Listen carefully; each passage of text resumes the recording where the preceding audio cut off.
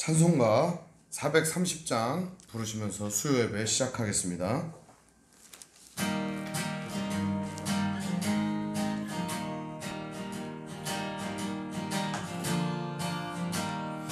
주와 같이 길 가는 것 즐거운 일 아닌가. 우리 주님 걸어가신 발자취를 밟겠네. 한 걸음 한 걸음 주 예수와 함께 날마다 우리 걸어가리. 어린아이 같은 우리 미련하고 약하나 주의 손에 이끌리어 생명길로 가겠네. 한 걸음 주 예수와 함께 날마다 우리 걸어가리. 꽃이 피는 들판이나 험한 골짜기라도 주가 인도하는 대로 주와 같이 걷겠네. 한 걸음 주 예수와 함께 날마다 우리 걸어가리. 옛선지자 에녹같이 우리들도 천국에 들려 올라갈 때까지 주와 같이 걷겠네. 한 걸음 주 예수와 함께 날마다 우리 걸어가. 한 걸음 주 예수와 함께 날마다 우리 걸어. 한 걸음 주 예수와 함께 날마다 우리 걸어가리. 기도하겠습니다. 하나님 아버지 감사합니다. 오늘도 함께 수요일 예배할 수 있도록 허락해 주시니 감사합니다. 오늘도 우리의 모든 것들을 아시는 주님께서 부족한 것 채워주시고 연약한 부분 강건하게 하여 주시옵시고 우리의 삶에 모자란 부분 힘든 부분을 주님께서 어루만 주시고 위로하여 주시고 아픈 부분은 치료하여 주시옵소서. 오늘도 우리의 삶과 인생을 돌보아 주시고 날마다 인도하여 주실 줄 믿사오며 예수님의 이름으로 기도합니다. 아멘. 오늘 말씀은 마태복음 10장 5절에서 15절의 말씀을 보겠습니다. 마태복음 10장 5절에서 15절의 말씀을 보겠습니다. 제가 읽겠습니다. 예수께서 이 12를 보내시며 명하여 이르시되 이방인의 길로도 가지 말고 사마리네 고을에도 들어가지 말고 오히려 이스라엘 집에 잃어버린 양에게로 가라. 가면서 전파하여 말하되 천국이 가까이 왔다 하고 병든 자를 고치며 죽은 자를 살리며 나병 환자를 깨끗하게 하며 귀신을 쫓아내되 너희가 거저받았으니 거저주라. 너희 전대에 금이나 은이나 동을 가지지 말고 여행을 위하여 배낭이나 두버롯이나 신이나 지팡이를 가지지 말라. 이는 일꾼이 자기의 먹을 것을 받는 것이 마땅함이라. 어떤 성이나 마을에 들어가든지 그 중에 합당한 자를 찾아내어 너희가 떠나기까지 거기서 머물라. 또 그 집에 들어가면서 평안하기를 빌라. 그 집이 이에 합당하면 너희의 빈 평안이 거기 임할 것이요 만일 합당하지 아니하면 그 평안이 너희에게 돌아올 것이니라. 누구든지 너희를 영접하지도 아니하고 너희 말을 듣지도 아니하거든 그 집에나 성에서 나가 너희 발의 먼지를 떨어버리라. 내가 진실로 너희에게 이르노니 심판날에 소돔과 고모라 땅이 그 성보다 견디기 쉬우리라. 아멘. 오늘 말씀의 제목은 천국이 가까이 왔다 라는 제목으로 말씀의 은혜를 나누겠습니다. 천국이 가까이 왔다. 성도에 대한 사람들의 선입견이 있습니다. 교회를 다니는 사람들은 어떤 사람들인가에 대한 선입견이 있습니다. 몇 가지 선입견이 있는데요. 대략 한 3가지 정도 있는 것 같습니다. 첫 번째 선입견은 교회를 다니는 사람은 광신자들일 것이다 하는 선입견이 있습니다. 두 번째는 교회 다니는 사람들은 술, 담배도 안 하고 그렇다고 해서 오락이나 이런 거를 즐기지도 않기 때문에 굉장히 재미없는 인생을 살 것이다 하는 것이죠. 세 번째 선입견은 이 사람들은 사람들과 소통하기보다 신과 소통하기 때문에 말이 안 통하고 가르치려고 든다 이런 겁니다. 여러분 이 3가지 중에 여러분 해당되십니까? 저희는 성도들이 그 3가지 중에 해당하는 사람이 많지 않다고 생각합니다. 저는 진짜 참된 성도는 이 3가지 상황에 해당하지 않는다고 생각해요. 오히려 인생이 자유롭고 행복하고 그리고 주어진 삶 속에서 기쁨과 감사를 누리기 때문에 누구보다도 가슴 벅찬 삶을 누린다고 저는 생각을 해요. 인생이 꼭 술, 담배를 해야만 재밌는 건 아니니까요. 그렇다고 해서 성도라고 해서 술, 담배를 꼭 안 해야 되느냐? 꼭 그런 건 아닙니다. 정말 중요한 지점은 거기에 있는 게 아닙니다. 지엽적인 부분에 있는 게 아니라 진짜 성도는 목적을 가지고 예수를 믿는 사람들을 의미합니다. 오늘은 진짜 성도가 누구냐? 성도는 어떤 목적을 가지고 살아가는가? 성도의 삶은 어떠해야 되는가? 오늘 예수님이 하신 말씀을 통해서 살펴보고자 합니다. 우린 지난 시간에 12제자에 대한 모습을 살펴보았습니다. 사상도 다르고 지역도 다르고 특색도 다르고 성격도 다르고 출신 계급도 다르고 그리고 삶의 양태도 다르고 혹은 이 가정 형편도 다릅니다. 가난한 사람, 부자인 사람들도 있습니다.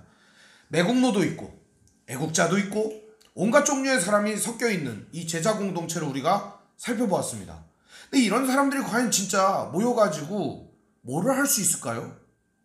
여러분 한번 가만히 생각을 해보세요. 그런 사람들이 모여가지고 뭐 할 수 있을까요? 교회 안에도 보면은요, 나이가 많은 사람, 적은 사람, 좌파, 우파, 그리고 돈이 많은 사람, 돈이 적은 사람, 성격이 좋은 사람, 성격이 거칠한 사람, 별 사람이 다 있습니다. 교회 안에도. 이 사람들이 모여서 뭐를 할 수 있을까요? 분명한 목적이 있기 때문에 그렇습니다. 예수를 믿는 사람들은 목적이 있습니다. 바로 이 목적이 우리를 하나로 모으고 이 목적이 우리가 함께 할 수 있도록 만들어 주었다고 저는 생각합니다. 성도가 가지고 있는 목적이 무엇일까? 오늘 예수님이 제자를 파송하시는 이 장면을 통해서 우리는 그것을 살펴보고 확증할 수 있을 거라고 생각해요. 오늘 예수님은 이 12제자를 내보내시면서 명령을 합니다. 5절에 보면 예수님께서 12를 보내셨다라고 하는 말이 나옵니다. 이 보냈다라고 하는 말이 매우 중요한데요. 보냈다라고 하는 것은 예수님께서 이들에게 사명을 주시고 이유를 주시고 할 일을 부어주셨다는 겁니다. 오늘 이 시대를 살아가는 많은 성도들에게도 하나님은 사명과 우리가 살아가야 될 이유를 가르쳐 주셨다고 생각합니다. 바로 오늘 이 말씀 가운데 등장하는 부분인데요. 먼저 예수님께서는 가야 할 곳과 가지 말아야 할 곳에 대해서 이야기를 하고 있습니다. 5절 6절 말씀에 보면은 먼저 가지 말아야 할 곳에 대하여 이야기를 합니다. 어디 가지 말라고 그래요?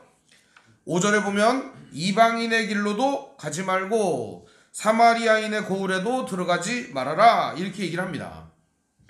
이방인의 길은 어딜까요? 이방인의 길은 한마디로 얘기하면 이방인들이 추구하는 목적을 갖지 말라는 겁니다.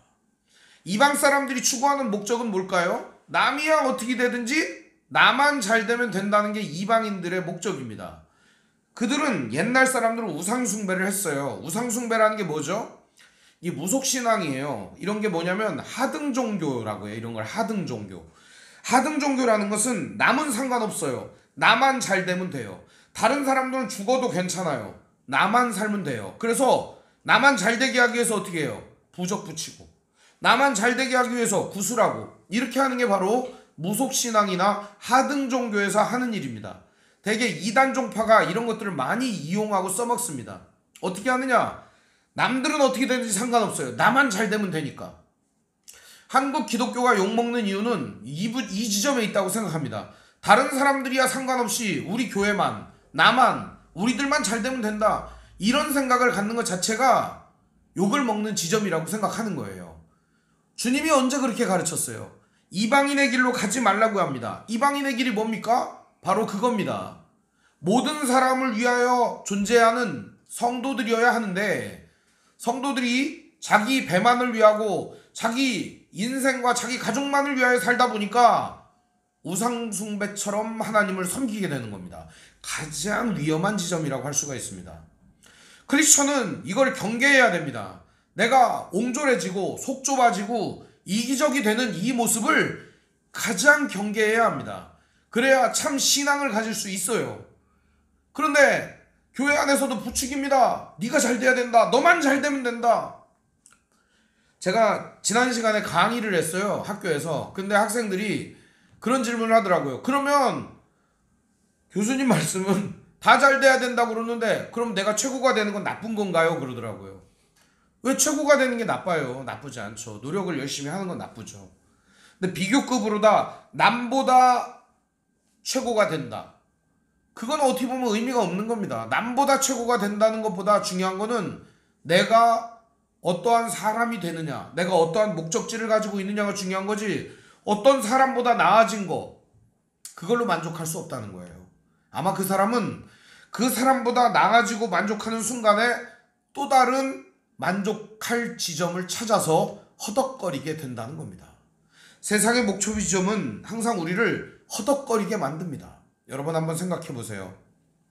제 어린 시절 얘기를 해드릴게요. 제가 어린 시절에 공부를 더럽게 못해가지고 고등학교 때 꼴찌를 거의 했어요. 1학년 때 들어가가지고 맨날 애들하고 놀러 다니기만 하고, 그 우리 고등학교에는 기찻길이 있었어요.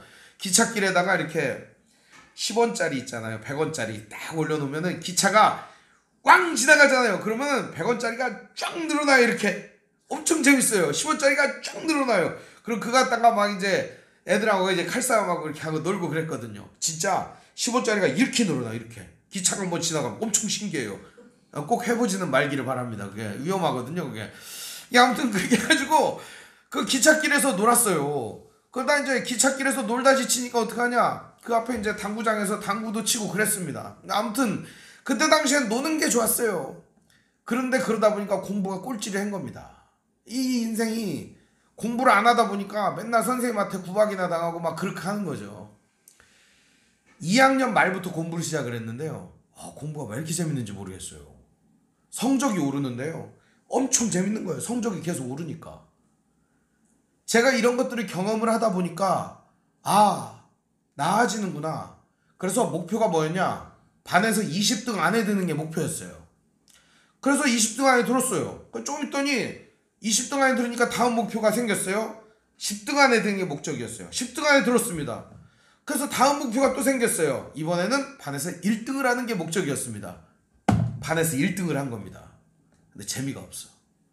전교에서는 10위권 밖이었거든요.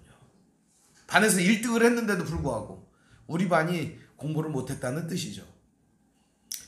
이렇게 아무리 애를 써도 다음 목표, 다음 목표, 다음 목표가 생기더라고요. 비단 공부만 그럴까요? 다른 것도 마찬가지라는 거예요. 내가 1억만 벌면 좋겠다, 10억만 벌면 좋겠다.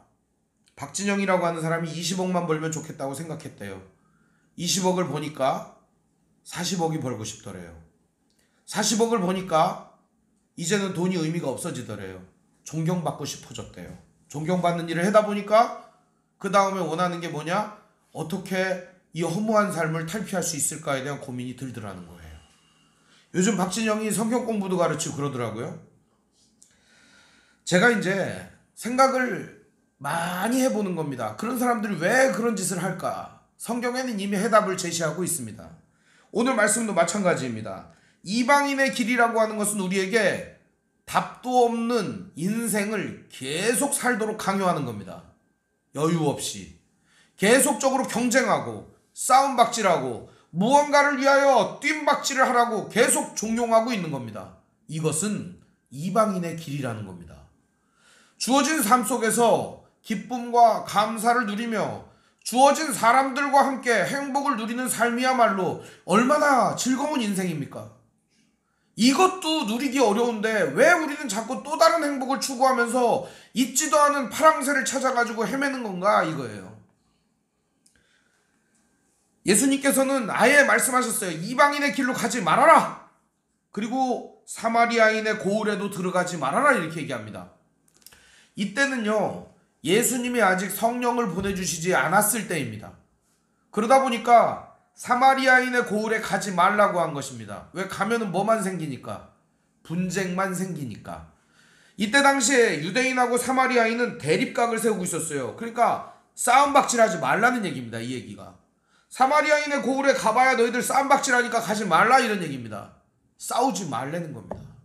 성도는요, 이방인들과 싸우면 안 돼요.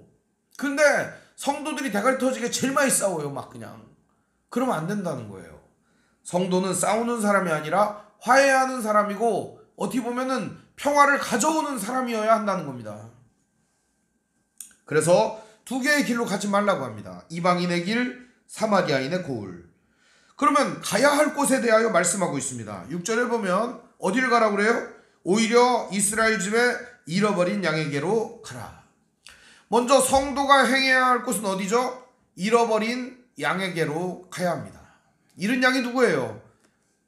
지금도 여전히 길을 잃어버린 이 많은 사람들이 있습니다. 이 사람들에게 가라는 겁니다. 지금 여기 이스라엘 집에 잃어버린 양에게 가라고 하는 이유는 유대인들에게 먼저 전도를 하라는 겁니다. 유대인들에게 먼저 그리스도에 대한 소식을 전해주라는 겁니다.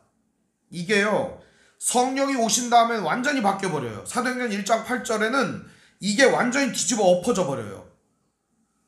너희가 성령을 받고 오직 성령이 너에게 임하시면 권능을 받고 예루살렘과 사마리아와 온 유대와 땅끝까지에 이르러 내 증인이 되리라. 그때 비로소 예수님은 사마리아와 땅끝까지도 가라고 명령하시는 겁니다.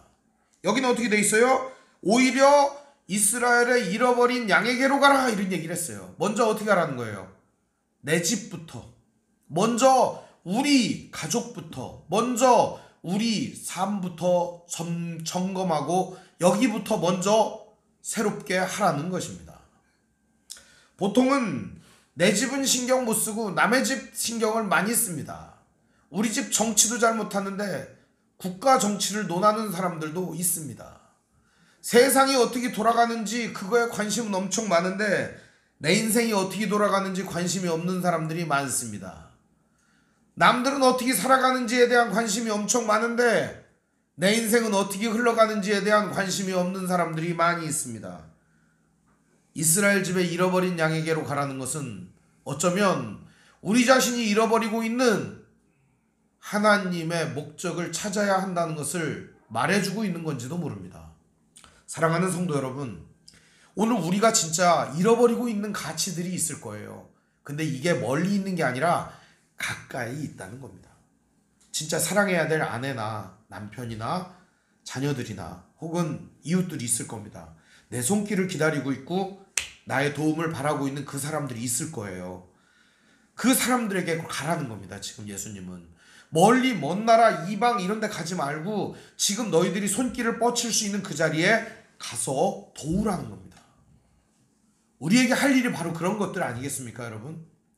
먼저 우리가 이방과 땅끝도 생각해야 되겠지만 지금 우리에게 주신 이 귀한 사람들, 귀한 상황들을 먼저 귀하게 여기라고 주님이 말씀해 주시는 겁니다. 그러면서 예수님은 전파해야 될 내용을 가르쳐 주십니다. 우리가 말하고 행동하고 우리가 목적지로 삼아야 될 내용이 뭔가를 가르쳐 주십니다. 그것이 그 다음 절에 나옵니다. 7절에 예수님이 진짜 우리가 해야 될 내용, 우리가 가면서 살아가면서 해야 될 진짜 목표가 목적이 무엇인지 가르쳐 주는 거예요. 7절에 보면 가면서 전파하여 말하되 천국이 가까이 왔다 하고. 천국이 가까이 왔다, 이 말은 무슨 말이죠? 천국이 온다는 말입니다. 천국이 온다. 그러면 천국이 온다는 말을 하려고 그러면은 오는 것처럼 살아야 될 거 아닙니까? 1992년 10월 28일에 이장님이라고 하는 사람이 예수님 재림한다고 그래가지고 사람들이 여의도 광장에 흰 옷 입고 다 모였습니다. MBC, KBS, 기타 등등 방송국까지 죄다 외신 기자들까지 모여가지고 CNN도 왔어요 그때. 그래가지고 촬영을 했습니다. 이 한국에서 일어난 일을 보라고. 뉴욕 한복판에서 한국 사람이 피켓을 들고 10월 28일 주님이 서울에 오신다고 외치면서 전도를 했어요. 뉴욕에서. 워싱턴에서도 엄청난 일이 일어났습니다. 한국에. 심지어는 그거에 편승하는 교회들도 있었어요. 왔나요? 안 왔나요? 안 왔습니다. 안 왔어요. 뉴스, 마감 뉴스 앵커 마지막 멘트가 기억이 나요. 저들은 주님이 오신다고 자정까지 기다렸지만 그들이 기다리던 주님은 지금도 오시지 않고 있습니다. 평안한 저녁 되십시오. 천국이 가까이 왔다라고 하고 그들이 모여가지고 난리를 법석을 떠는 동안 사람들은 진짜 천국이 온다라고 기자들도 모여들지 않았겠습니까? 우리가 진짜 천국을 바란다면 천국이 오는 것처럼 살아야 되지 않겠습니까? 천국이 오는 삶은 뭐겠습니까? 여기서 말하는 이 천국이라고 하는 것은 하나님의 다스림을 의미하는 겁니다. 하나님께서 우리를 다스려 주셔서 진정 평화롭고 아름답고 모든 사람들이 살만한 세상이 되는 겁니다. 그럼 이런 세상이 온다라고 우리가 말하려면 먼저 우리가 그런 사람이 되어야 되지 않겠냐 하는 겁니다. 우리가 천국이 와야 옵니다 라고 말할 수 있으려면 먼저 우리들이 천국의 삶을 살아가면서, 천국의 삶이 뭐예요? 차별 없이 서로 사랑하면서 아름답고 평화롭고 서로 존중해주는 그런 세상이 아니겠냐 하는 겁니다. 이런 세상을 우리가 만들어가는 겁니다. 그러면 사람들에게 말하는 거예요. 이런 천국이 옵니다 라고 말이죠. 그러면 사람들이 뭐라고 하겠어요? 맞아, 당신 같은 사람들이 전하는 그 천국이 진짜 오면 좋겠다. 그래, 맞아, 그 천국이 나에게도 이루어졌으면 좋겠다 라고 말하는 거 아니겠어요? 그런데 성도들이 진짜 천국이 올 것처럼 살지도 않으면서 천국이 옵니다 그러면 너나 믿어라 이럴 거 아닙니까? 결과적으로 예수님이 지금 전파하라고 하는 이 말씀은 무엇을 전제로 하는 거예요?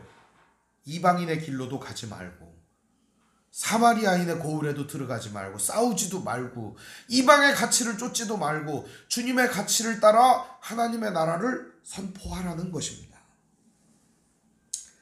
그러면서 해야 될 일을 가르쳐 줍니다. 예수님이. 이 천국을 전파하는 사람이 마땅히 해야 되는 일에 대하여 가르쳐 주는 거예요. 그게 뭐냐? 바로 그 다음 8절에 등장을 합니다. 첫 번째, 뭐를 먼저 하래요? 병든 자를 고쳐준다.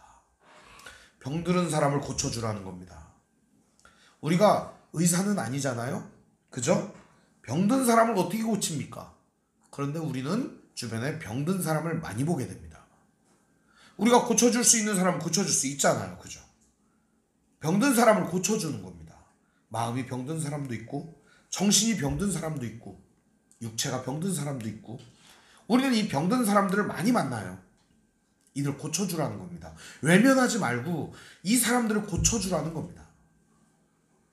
두 번째 해야 될 일이 있습니다. 죽은 자를 살리며. 이건 좀 영적인 의미가 있겠죠. 그죠?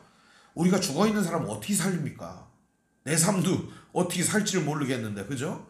이 죽은 자를 살린다는 것은 지금 현재 생각이나 마음이 죽어있는 상태에 있는 사람들을 눈을 띄워서 살게 하라는 겁니다. 예수를 만나는 사람들이 바로 이 영적인 눈이 띄어지고 살게 되는 거니까 예수님을 만나게 해주라는 겁니다. 바로 그것이 죽은 자를 살리는 것이죠. 죽은 사람은 느낌이 없어요. 밟아도 거기다가 돌멩이를 가득 얹어놔도 찍어 눌러도 무거운지를 몰라요. 살아있는 사람은요. 거기에 자그마한 돌덩이만 올려져 있어도 답답해하고 갑갑해합니다. 하나님에 대하여 모르는 사람은 죽어있는 사람과 같아요. 아무 느낌이 없으니까. 그래서 하나님에 대하여 우리가 알려주고 깨닫게 해준다면 이 사람은 하나님을 느끼고 알게 될 것이죠. 그래서 죽은 자를 살린다는 의미는 말씀을 전하고 도를 전한다는 의미가 있습니다. 세 번째는 뭐죠? 나병 환자를 깨끗하게 한다. 나병 환자를 깨끗하게 하는 일이 우리는 불가능하다고 여겨요. 맞아요. 불가능한 일입니다. 그런데 이때 당시에는 나병 환자에 대한 특별한 치료법은 없었지만 피부병이거든요. 이 병이 낫는 방법이 있긴 있었어요. 그것은 나병 환자에게 물을 계속 갖다 주는 겁니다. 맑은 물을 뿌려주고 맑은 물을 계속 갖다 주고 우슬초로 씻기는 겁니다. 기적적으로 낫는 경우가 있었어요. 예수님 그걸 말하는 겁니다. 우리의 노력과 힘을 다하여 불치의 병을 가진 사람에게도 온정과 사랑을 베풀어 주어야 한다는 겁니다. 결국에는 불가능한 일에 도전하라는 거죠. 다른 사람들은 말도 안 된다고 말할 겁니다. 어떻게 세상이 아름다워지냐? 평화로운 세상이 어떻게 오냐? 말도 안 된다고 말할 거예요. 우리는 된다고 믿어요. 우리는 주님이 하신다고 믿어요. 그리고 우리는 그 일에 동참하는 사람들이 되는 겁니다. 귀신을 쫓아내며. 귀신은 뭐죠? 제가 말했다시피 눈깔이 뒤집히는 귀신 말고요. 여기서 이 말하는 귀신이라고 하는 건 하나님의 뜻과는 맞지 않는 사상과 싸워야 한다는 거예요. 모든 사람을 아름답게 하고 행복하게 하고 사랑하며 존중하는 이런 세상을 방해하는 요소들이 있을 거예요.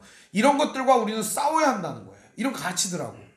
더 중요한 거는 주님께서 이루시고자 하는 영원한 하나님 나라의 가치가 뭐겠어요? 우리가 하나님의 아들, 딸로서 존귀와 영화로움을 함께 누릴 수 있는 세상을 만들어가자는 거예요. 이거를 방해하는 그러한 세력들이 있을 겁니다. 사람을 차별하고 찍어 누르고 전쟁하고, 지금 러시아 같은 사람들이죠. 역사적으로 많은 문제가 있어 왔지만 지금은 대립할 때도 아닌데 코로나 팬데믹으로 많은 사람들이 괴로워하고 있는데 전쟁을 일으키고 있는 러시아는 누구에게도 인정받지 못하고 있습니다. 이 우크라이나 전쟁이 속히 종식되도록 기도해야 합니다, 여러분. 바로 그리스도인들이 해야 될 일입니다. 사랑하는 성도 여러분, 우리가 진짜 싸워야 되는 건 귀신이 아니에요. 우리가 생각하는 그런 귀신이 아니에요. 하나님의 뜻과는 정반대되는 그러한 사상과 시대정신과 싸워야 하는 겁니다. 그게 바로 세상을 좀먹고 병들게 만드는 것이기 때문입니다. 개인주의, 그리고 사람들이 서로 이기적으로 살아가는 이기주의, 이런 것들이 사람들을 서로 병들게 만들기 때문입니다. 이걸 치유하는 길이 어디 있을까요? 마지막으로 예수님이 5번째로 해야 하는 일을 말씀해 주셨어요. 뭘까요? 우리 함께 8절을 같이 읽어보겠습니다. 시작. 병든 자를 고치며 죽은 자를 살리며 나병한 자를 깨끗하게 하며 귀신을 쫓아내되 너희가 거저 받았으니 거저 주라. 제일 중요한 교훈, 거저 주라. 저는 이 말씀 참 좋습니다. 거저 주라. 우리가 받은 건 다 거저 받은 거예요, 여러분. 내가 노력해서 애써서 얻은 거 있어요. 무시하는 거 아닙니다, 여러분. 우리가 태어날 때는 다 빈손으로 와요. 갈 때도 다 빈손으로 가요. 그런데 알몸으로 태어났잖아요. 다 우리가 얻은 거예요. 받은 거예요. 그런데 이거를 거저 받은지도 모르고 우리들은 내가 모든 것의 주인인 양 행동을 해버리는 거죠. 내 거도 내 거고 네 거도 내 거고 세상 것도 다 내 거고 욕심쟁이처럼 사는 거죠. 예수님은 거저 주라고 말씀합니다. 거저 받았으니 거저 주어라. 우리가 받은 것 중에 거저 받지 않은 게 있나요? 없습니다. 다 거저 받은 거예요. 우리의 노력과 힘으로 얻었다고요? 여러분, 지금 숨 쉬는 공기를 여러분의 노력으로 만들었나요? 우리가 마시는 물을 여러분들이 만들어냈나요? 우리가 딛고 있는 이 땅덩어리를 우리가 만들었나요? 우리가 살아가고 있는 이 세상을 우리가 만들었나요? 이걸 만드는데 우리가 노력이라도 한 적이 있나요? 우리는 숨을 쉬는 것조차도 하나님의 은혜로 숨을 쉬고 한 자락 걸음걸이를 걷더라도 하나님의 은혜 속에 걸음을 걷는 겁니다. 거저 받았으니 거저 주라. 그리고 준비할 거 많잖아요. 여행을 가려면, 그죠? 제자로서. 근데 먼저 뭐를 가져갈지 우리 생각하잖아요. 뭘 챙겨야 되지? 근데 예수님은 가져가지 말아야 할 것부터 얘기를 합니다. 9절 말씀에 보면 가져가지 말 거를 얘기합니다. 9절 10절에 보면 가져가지 말 것 뭐가 있을까요? 우리 9절 10절 같이 읽어보겠습니다. 시작. 너희 전대에 금이나 은이나 동을 가지지 말고 여행을 위하여 배낭이나 두버롯이나 신이나 지팡이를 가지지 말라. 이는 일꾼이 자기의 먹을 것을 받는 것이 마땅함이라. 먼저 뭐를 가지지 말라 그래요? 전대. 전대가 뭐예요? 돈주머니, 지갑이에요. 지갑 갖고 가지 말래요. 금, 은, 동 이건 다 뭐죠? 돈을 말하는 겁니다. 돈. 여러분 지갑에 돈 없는 사람 있습니까? 뭐 있게 하겠죠. 그죠? 요즘 신용카드가 있으니까. 그죠? 그런데 지갑에 돈 갖고 다니지 마라. 그러면 요즘에 이 말씀을 적용하면 어떻게 될까요? 다 성도들은 뭐처럼 살라는 거예요? 거지로 살라는 겁니다. 거지로. 그렇게 적용하면 되겠습니까? 이 말씀 무슨 말이냐면 우리가 지갑에 뚱뚱하게 돈을 넣고 신용카드를 넣고 그렇게 모든 것을 풍족하고 넉넉한 상태에서 제자의 삶을 살아갈 수 없다는 것을 가르쳐 줍니다. 무슨 얘기냐면 금, 은, 동 이런 것들이 뭐예요? 결국에는 우리가 제자로서의 삶을 사는데 방해 요인이 될 수 있다는 것을 말하는 겁니다. 지금 여기는 여행을 가는 것을 전제로 하고 있는 거예요. 삶을 말하는 게 아니에요. 그러니까 정착해서 살아가는 삶에 대한 이야기가 아니라 파송된 제자로서의 모습을 말해주고 있는 거예요. 그럼 여행 가는데 여행 경비를 두둑히 준비하는 게 잘못된 거예요? 그게 아니에요. 예수님께서 주시는 말씀은 여행 경비를 두둑히 준비하지 말라는 얘기가 아니라 금, 은, 동에 마음 쓰지 말라는 얘기입니다. 오늘 우리가 말씀을 전하고 이 땅을 살아가고 사람들과 교제하는 데 있어서 그 사람들과의 관계 속에서 금, 은, 동을 먼저 생각하지 말라는 겁니다. 사람과의 관계에 있어서 금, 은, 동을 먼저 생각하면 어떻게 될까요? 금전이나 물질을 먼저 생각하면 관계가 깨집니다, 여러분. 가만히 좀 생각해 보세요. 어떤 관계가 좋은 관계였었나? 금전하고 상관없을 때 관계가 좋았어요. 금전이 얽히면은 관계가 틀어지는 거예요. 이어지는 말씀 뭐라고 얘기합니까? 여행을 위하여 배낭이나 두버롯이나 신발이나 지팡이 가지고 다니지 마라. 배낭은 뭐죠? 안에다가 필요한 거 다 넣어 갖고 다니는 거잖아요. 무겁다는 거예요. 필요한 거 다 넣어 갖고서는 제자로서 못 산다는 겁니다. 무거워서. 몇 걸음 못 가다 지친다는 거예요. 그럼 두벌옷은요? 여러분 옷장에 몇 벌 있어요, 옷이? 전 이 말씀 읽고 나서 회개를 많이 했어요. 내 옷장에 옷이 많더라고요. 엄청 회개를 많이 했어요. 어릴 때 말이에요. 지금 아니고. 여러분 옷은 몇 벌 있습니까? 근데 이 말씀을 읽고 나서 바꾼 건 하나 있어요. 제 옷장의 옷 색깔을 좀 검은색으로 다 바꿔버렸어요. 그래도 단색깔만 입자. 그래서 검은색으로 다 바꿔버렸어요. 그래도 목회자가 검소하게 사는 건 결국에는 사람들에게 화려한 색깔을 내비치는 게 아니라 그래도 검소하게 검정 옷을 입고 다니는구나. 그냥 그걸 보여주고 싶었어요. 단색깔 그냥. 다른 거 신경 쓰지 않고 아무렇게나 주워 입을 수 있는 옷을 그냥 깨끗하게만 하면 될 거 아닙니까? 그런 생각을 했어요. 우리가 한번 생각을 해보세요. 두벌옷을 가지지 말라는 게 진짜 옷을 갖지 말라는 얘기인가요? 옷은 정체성을 의미하는 겁니다. 제자의 옷을 입었으면 제자의 옷을 입고 살라는 겁니다. 다른 옷 입지 말라는 겁니다. 산에 가면 산 사람, 들에 가면 들 사람처럼 살지 말고 제자의 옷을 입고 살라는 겁니다.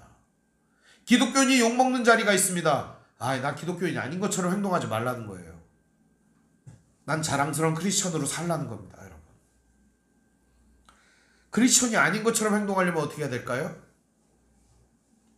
불법, 탈법, 그리고 하나님 나라의 원칙과 반대되는 자리에서도 오케이를 하고 그것을 좋다고 말해야 되는 상황이 올 거예요. 그런 상황에서도 잠자코 침묵해야만 하는 상황이 온다는 거예요. 그게 바로 두벌 옷이라는 거예요. 예수님께서 말씀하신 것은 어쩌면 두벌 옷이라고 하는 것은 하나님께서 준비해 주시고 인도해 주실 것이니 너희들이 그렇게 염려하지 말라는 의미도 이 안에 담겨 있을 것입니다. 신발은 왜 준비하지 말라고 그럴까요? 걷다 보면 신발이 떨어질 수 있잖아요. 여행을 준비하면서 유대인들이 제일 먼저 준비하는 게 신발이었습니다. 근데 왜 제자들에게는 신발을 준비하지 말라고 할까요? 여러 의미가 있겠지만 신발은 결과적으로 이들이 준비하는 것 중에 가장 최우선적으로 필수적으로 준비할 수 있는 그것조차도 하나님께 맡기라는 것입니다. 신발이라고 하는 게 우리는 그냥 한 컬이 사고 또 버리고 또 한 컬이 사고 요즘은 막 그러잖아요. 옛날에는 이 가죽신 하나 딱 구하면은 정말 이 신발을 갖다가 오래도 신었고 또 이 신발이 떨어지면 또 수리해서 신고 또 수리해서 신고 그래서 예비로 신발을 들고 다녔어요. 여행할 때마다. 이 유대인들이 말이에요. 그런데 예수님이 신발을 가져가지 말라고 하는 건 무슨 얘기일까요? 신발 떨어질 거 염려하지 말라는 거예요. 신발 떨어지는 그런 거. 지팡이는 또 왜 가져가지 말라고 그랬을까요? 지팡이. 저는 이 부분에서 굉장히 이해가 안 됩니다. 모세도 지팡이 짚고 다녔고 야곱도 지팡이 짚고 다녔고 아브라함도 지팡이 짚고 다녔고 지팡이 안 짚고 다닌 조상이 없어요. 그리고 예수님은 지팡이를 혹시 집었을 것 같아요. 여러분 예수님 그림 보면 다 예수님 뭐 들고 있어요? 지팡이 들고 있잖아요. 그래놓고 제자들한테 지팡이를 들고 하지 말라는 거예요. 왜 그랬을까요? 지팡이는 어쩌면 의지하고 있는 무언가를 말해주고 있는 겁니다. 이들에게도 말하는 겁니다. 니들이 진짜 의지하는 그거 의지하지 말고 하나님 의지하라 이렇게 말해주는 겁니다. 결국 이 지팡이나 전대나 배낭이나 두벌옷이나 신발이나 여행을 하는데 필수품인데 이러한 필수품조차도 제자에게는 무의미하다. 그럼 진짜 니네들이 갖고 가야 될 게 뭐냐 이거죠. 이런 거 안 갖고 가고 뭘 갖고 가야 되냐 이거예요. 12절 말씀 이렇게 말합니다. 우리 11절 12절 같이 읽어볼까요? 시작. 어떤 성이나 마을에 들어가든지 그 중에 합당한 자를 찾아내어 너희가 떠나기까지 거기서 머물라. 또 그 집에 들어가면서 평안하기를 빌라. 뭐를 준비하라고요? 평안을 준비하라. 제자가 가져야 될 첫 번째 덕목. 뭐를 준비해야 된다고요? 평안을 준비해야 됩니다. 평안. 우리는 사람들에게 평안을 빌어주고 평안을 선물해주는 사람이 되어야 됩니다. 이 샬롬을 선물해주는 사람이 되어야 되는 거예요. 세상 사람들은 다 다투고 싸우고 전쟁터 같은 세상 속에 사는 거예요. 소리 없는 전쟁터. 여기서 그리스도의 제자들은 이 샬롬과 평안을 가지고 다른 사람들에게 선물해주면서 다니는 거예요. 평안을 선물로 던져주고 다니는 이 제자들의 모습이 얼마나 아름답습니까? 우리가 금, 은동을 전해주는 것도 배낭에 정말 나누어줄 것을 갖고 다니면서 나누어주는 일도 매우 중요할지도 몰라요. 그렇지만 예수님은 본질적인 얘기를 해주고 있는 거예요. 진짜 우리가 줘야 될 게 뭐냐? 평안이라는 겁니다. 평안을 주라는 거예요. 뿐만 아니라 이 평안을 빌어주라는 겁니다. 그 사람들에게. 그리고 마땅하게 적당한데 그냥 들어가고 자라는 거예요. 호텔 같은데 여각 같은데 좋은 데 가서 자는 게 아니고 적당한 데서 그냥 자라는 거예요. 그냥. 그리고 떠나기까지 거기서 머물러 있으라는 거예요. 더 좋은 데 찾지 말고. 지금과는 해당되지 않는 말씀이에요. 어쩌면 이게 고대 시대에는 손님 맞으면 그 자리에서 자고 막 그랬으니까요. 우리나라도 있었잖아요. 조선시대 때 지나가는 과객인데 하루 묵어 갈 수 있겠소? 사랑방이 있습니다. 거기라도 좋습니다. 이런 거 아니겠습니까? 이리 오너라. 지나가는 과객인데 하룻밤 묵어 갈 수 있겠습니까? 예, 들어오십시오. 누구라도 그랬어요. 옛날에는. 그런 문화는 왜 지금 사라졌을까요? 만약에 여러분 어느 집에 가가지고 이리 오너라 그러면 경찰에 와서 신고를 해가지고 쇠고랑을 차지 않겠습니까? 지금 왜 우리 시대는 이렇게 삭막하고 각박한 세상이 됐을까요? 지나가는 사람 집에다가 들이면 얼마나 무섭습니까? 사람이 무서운 세상이 됐어요. 사람이 두려운 세상이 됐다고요. 왜 이렇게 된 걸까요? 아마 세상은 점점 더 삭막해질지도 모릅니다. 우리가 생각하는 평화는 오지 않을지도 몰라요. 안 올 것 같은 그런 마음을 가지고 살면 안 돼요, 여러분. 그래도 살만한 세상, 좋은 세상을 우리가 만들어가야 합니다. 누구도 안전한 세상, 누구도 평안한 세상, 누구도 좋은 세상을 만들어야 합니다. 주님께서는 이렇게 제자로서 살아가는 삶의 전반에 대한 이야기를 던져주십니다. 그리고 샬롬을 가져야 한다. 그리고 샬롬을 주어야 한다. 평강을 주어야 한다. 여기서 말하는 이 평안을 빌라는 말이 아스파조마이라는 말입니다. 이게 무슨 말이냐면 환영한다, 인사한다, 포옹한다, 격려한다, 혹은 끌어안아준다, 이런 의미입니다. 오늘 우리 기독교인들에게 진짜 필요한 게 뭘까요? 바로 이 포옹이에요. 끌어안아주는 거예요. 연약한 사람들과 고통당하는 사람들과 내가 만나는 그 사람들을 안아주는 것입니다. 우리의 평안을 가지고 말입니다. 주님이 우리에게 선물해 주신 그 아름다운 평안을 가지고 그들을 감싸주고 안아주는 겁니다. 이게 바로 주님의 모습이에요. 그런데 예수님께서는 이런 말씀도 주십니다. 너희가 평안을 빌었고 평안하기를 바라고 그 일을 했는데 그게 그 사람에게 어울리지 않을 때가 있지 않겠냐. 그럴 때는 그 평안이 너에게 돌아올 거야 다시. 우리 한번 13절 말씀 함께 같이 읽어볼까요? 시작. 그 집이 이에 합당하면 너희 빈 평안이 거기 임할 것이요 만일 합당하지 아니하면 그 평안이 너희에게 돌아올 것이니라. 저 어렸을 때는 이 말씀을 목사님들이 어떻게 설교했냐면 가서 무조건 평안하라고 말하래요.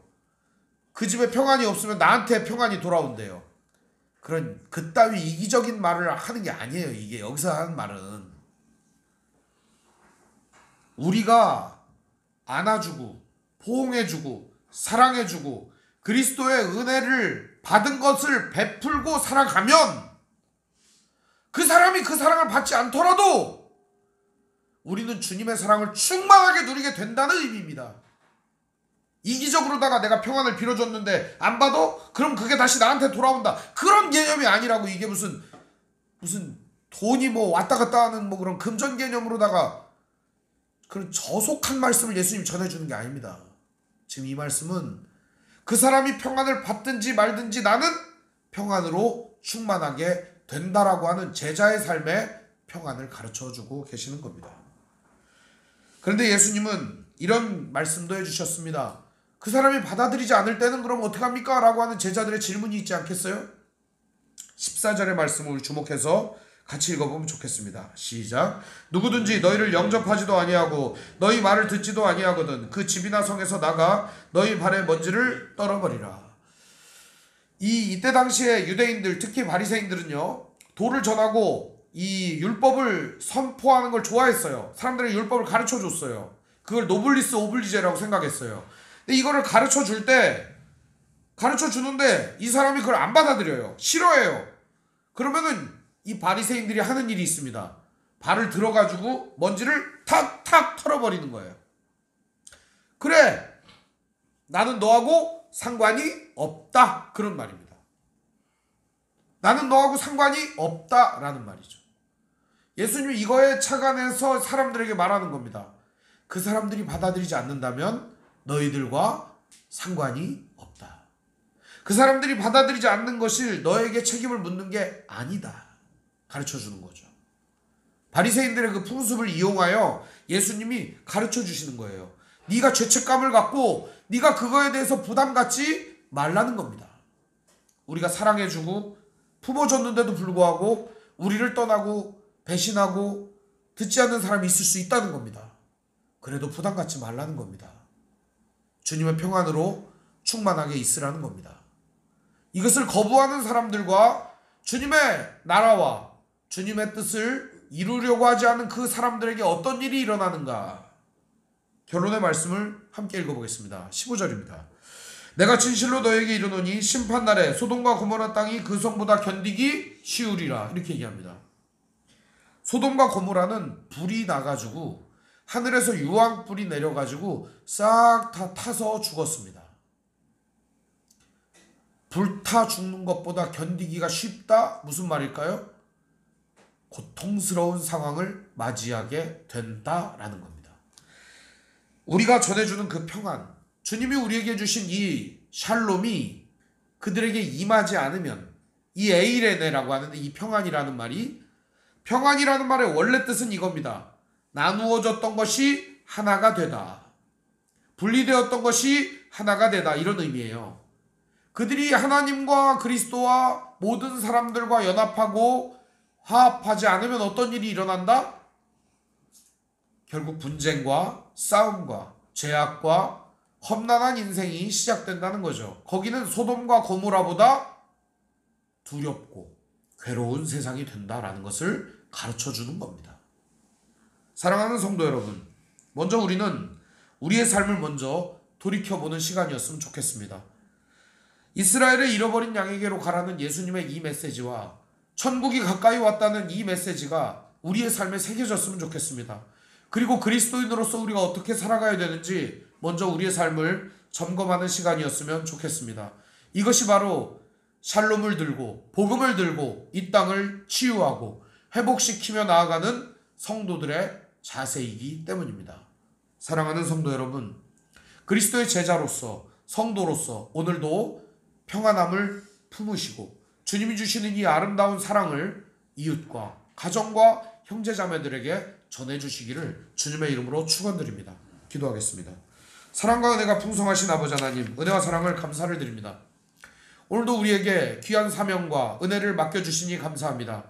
우리에게 베풀어 주신 이 귀한 사랑과 평강을 이웃과 형제자매들에게도 전해주게 하옵소서.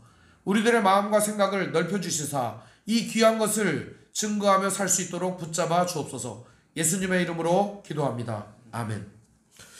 교회 소식을 알려드리겠습니다. 오늘 함께 예배하신 모든 분들 주님의 이름으로 환영합니다. 우리 옆 사람과 서로 인사하겠습니다. 사랑합니다. 사랑합니다. 하나님 말씀인 성경을 가까이 두고 매일 읽으시고 기도로 하나님과 교제하시고 말씀대로 사랑하며 사시기를 바랍니다. 목회자의 경건을 위해 기도하시기를 바랍니다. 정치 지도자들과 남북관계를 위해서 기도하시기를 바랍니다. 가난한 자들과 소외된 자들을 도우며 기도하시기를 바랍니다. 선교사님과 가족을 위해서 기도하시기를 바랍니다. 아픔과 고통 중에 있는 성도들을 위해 기도해 주시기 바랍니다. 코로나19가 이제 점점 빨리 퍼져요. 스텔스 오미크론이라고 하는데 당분간 비대면으로 예배 드립니다. 여러분 묵상과 전도를 생활화하시기를 바랍니다. 오늘 이제 투표를 다 하셨을 겁니다. 이제 대한민국에 좋은 지도자가 세워지기를 여러분 기도해 주시길 바랍니다. 결과는 이제 아마 오늘 말고 내일이나 나온다고 하는데 잘 모르겠습니다. 우크라이나의 전쟁 종식과 산불이 속히 진화되기를 기도해 주시기 바랍니다. 지금 금강송 군락지를 위협한다 이런 뉴스가 나오는데요.